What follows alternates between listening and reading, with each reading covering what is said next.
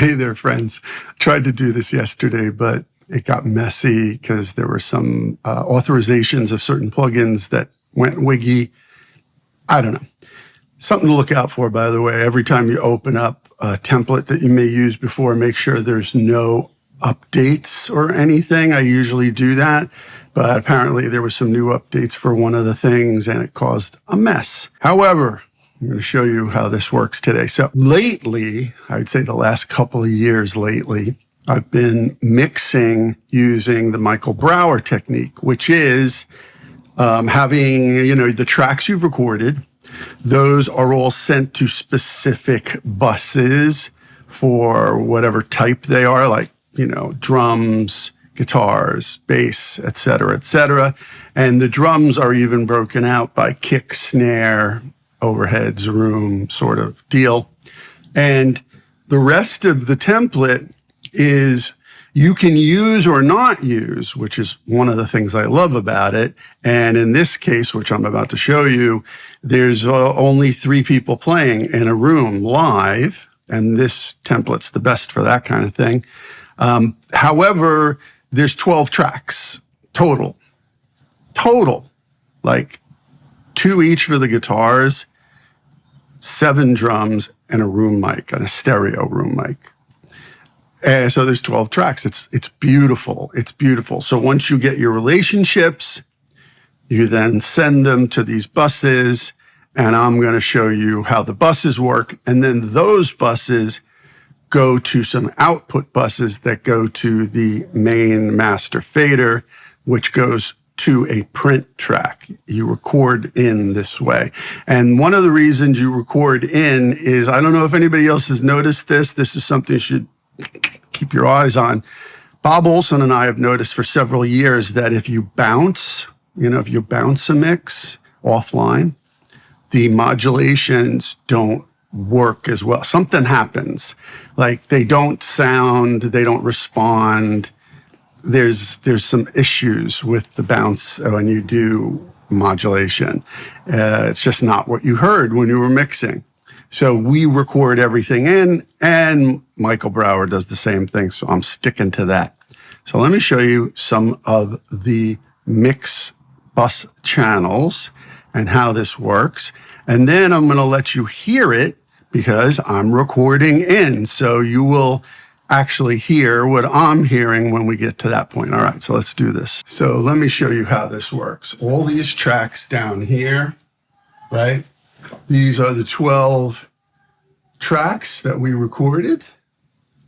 These are the initial buses: kick, snare, toms, overhead, room, guitar, because there's no bass. Then it runs into the delays, which I am not using any of the delays right now. Maybe in the future I will. Then he has, these are his vocal processing channels, his vocal compression processing. These are triggers, which we're not using. And then this is the main channel that we're using for this mix. And that's the Fed compressor, the kick punch, the snare punch, the 1176, the Akai, which when he does it, he has the Brauer motion here. And this is his setting for the Brauer motion on this particular channel because it's what was needed to give the drums a little more texture. So for this session, I added, before the Brauer motion, the Corniff Shure level lock. And these are my settings: a little, low cut filter, a little high cut on the post. And, you can see everything else. That's what sounded best to me for that channel. That's the Akai channel right there.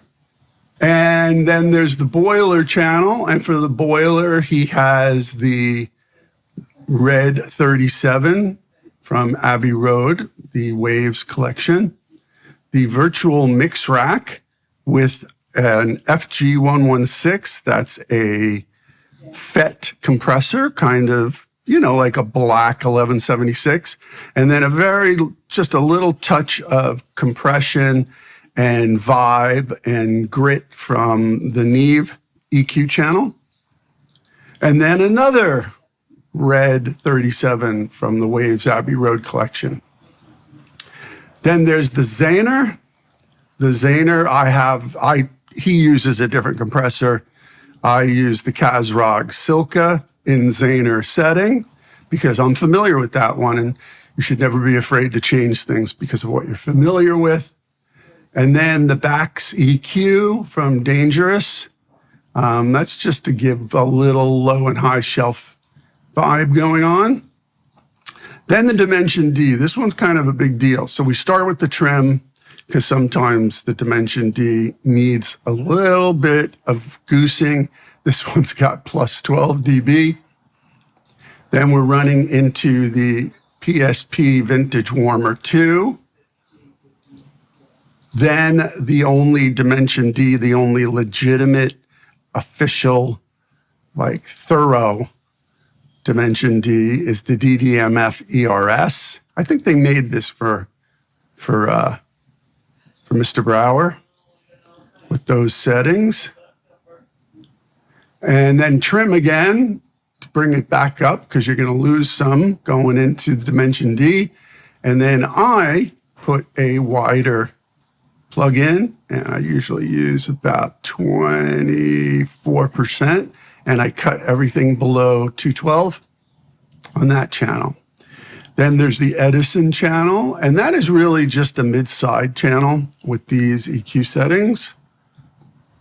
And by the way, this is the official Michael Brauer template because I took his course and got the session and then just replaced it with stuff that I thought I liked. This is the Soundly Place It. It's a free room sort of, it's more for sound design. Like you can make it sound like a room, you can make it sound like a hospital room or whatever you want. Here it's in-ear buds and a basement. That's what sounded best to me. And then the Mag, giving about 4 dB of air at 10K. And that's the Portico channel, by the way. And then there's the Chad Blake drums. He recreated Chad Blake drums with the Infected Mushroom IM pusher.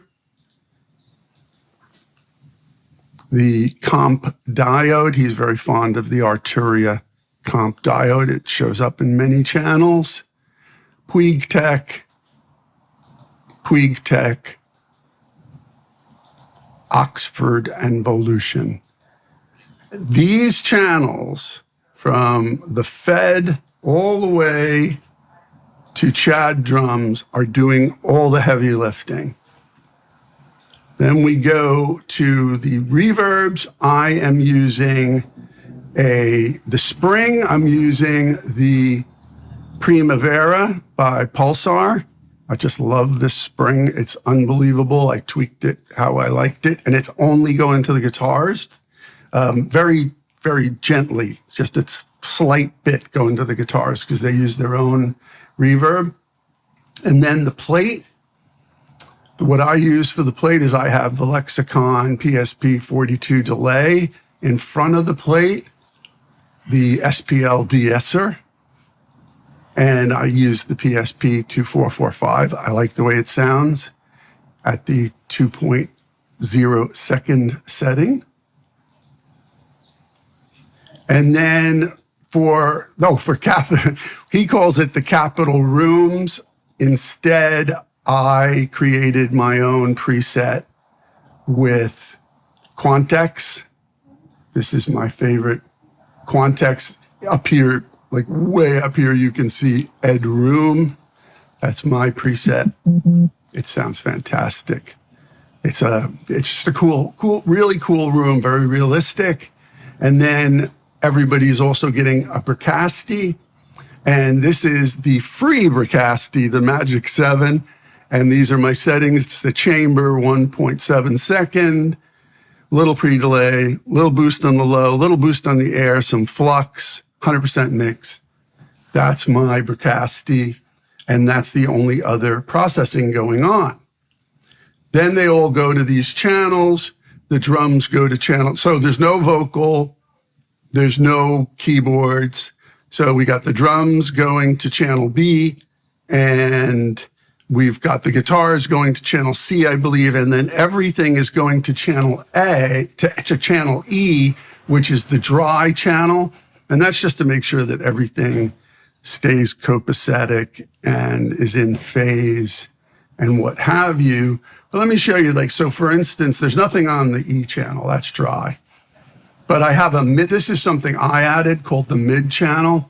And this is just a Pro Q with a almost 2 dB boost at 605 and a very, very broad curve. Once you've got your mix going, you bring that in a little bit and it just opens up everything and really makes it pop. But you don't want to use too much of it. You don't want to like jam the mids. So then channel D has got a Magic Death Eye stereo and a BX after that, just very modest EQ to that. On channel, let me back up for a second. This is channel C. This is the guitars. You got a virtual mix rack. You got the mix bus, the revival, and the trimmer. The trimmer is actually turned down a hair. But these are the settings that we use. And also on C is just, if you need it, you can do some mid-side. If you need it, there isn't much going on there now. And then a Faramu compressor. That's the one that comes with Plug-in Alliance. And then on channel B, which is the drums, you got the N channel set to MKE. The drive is turned down a little bit. You've got an arouser at 6:1 for compression. You've got an Avalon vacuum tube pre for EQ. Black box for saturation. And then even though nothing's going to the A channel, I'll show you that one also is a virtual mix bus to the comp diode to an EQ H-2, a Pultec. But again, nothing's being sent there. What'll really surprise you is on the master bus, there's not much going on. There's the glue, and this will hardly move. I'm not compressing much at all. Very, very little. I've got the Tape Zoo, which is the new plugin from Tone Empire, which is the Handsome Audio Zulu transformer. The actual, he makes these transformer boxes to emulate tape. So it's an emulation of an emulation, but it's an emulation of transformers. It sounds amazing. It just opened up the whole mix. This is the Studer A800 after the Tape Zoo. And then an invisible limiter, but it's there just as a safety. It's not pushing anything, as you can see, and it's set to minus 0.10. And that's just so you have a safety. The meters, I've always got the Ulean loudness meter running. And then there's a print insert, which goes to this track, which is the print track that you are about to hear. So I'm going to let you hear what is going on in this session, and you can hear the type of processing that this achieves and how good it sounds. So let's do it.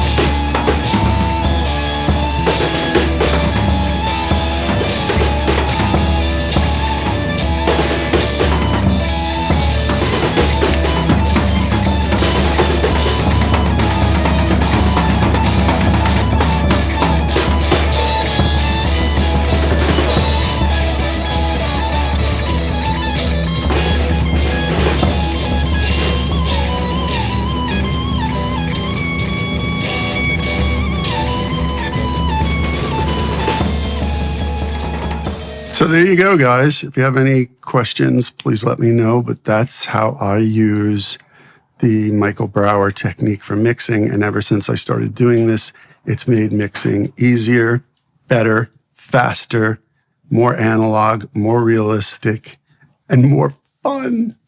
And when I mentioned it to Bob Olson, he was like, oh yeah, that's the way I've been doing it for years. Of course. So this is almost done. We just have to do some volume rides. Everybody's happy with the sounds. And they're going to edit it because there's like 2 hours of music and they want it to get down to about an hour for the final record. And it's Ray Russell, N.O. Moore, Nathan Moore, and Eddie Prevost, my hero. And it'll probably be out next year sometime, I would imagine. But yeah, they want to get it down to an hour. And once they tell me where the parts that they want to keep, I'm going to do some volume rides, and then we're done. So that's it. Hope you enjoyed that. If you have any questions, let me know.